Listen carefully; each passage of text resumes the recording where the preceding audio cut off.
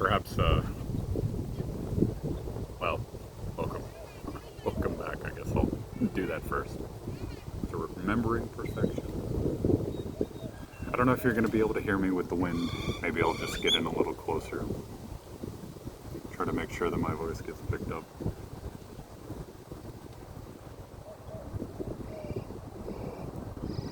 It's funny to me that like I've been avoiding nature to any particular degree. I do live in a city, and of course there are multiple parks and whatnot where there is access like that. But man, I've really gotten just used to being in the boxes all day, I suppose. Maybe it's like that for a lot of other people that are out there as well. A lot of you. But man, I can't help but notice just being out in nature in general is like so free, so joyfully amazing. Everything is so beautiful around me. It's all perfectly designed. All of it. It's just, how could this be? Except for one explanation.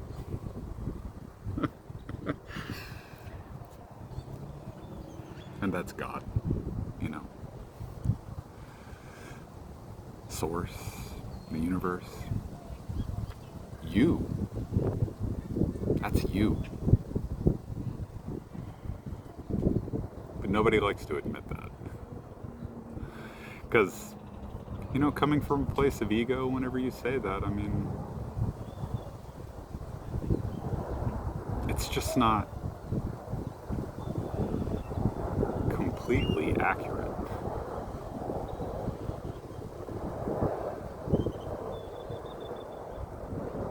If things involve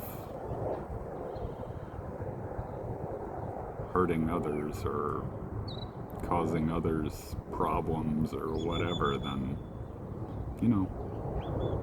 maybe that's not very godlike. I mean, it is godlike, and we've all split apart and become all our different individual fragments, and everybody plays their part. We all sit at a different vibration and have our own unique frequency and all that, but we all have to sing our song in our own way.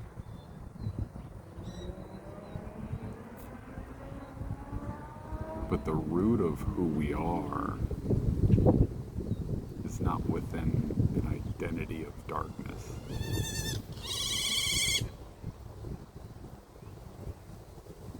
Or an identity based in the darkness and the shadow.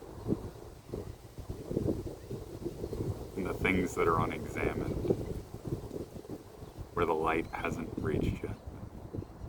Which really is nowhere, but as far as our perception is concerned.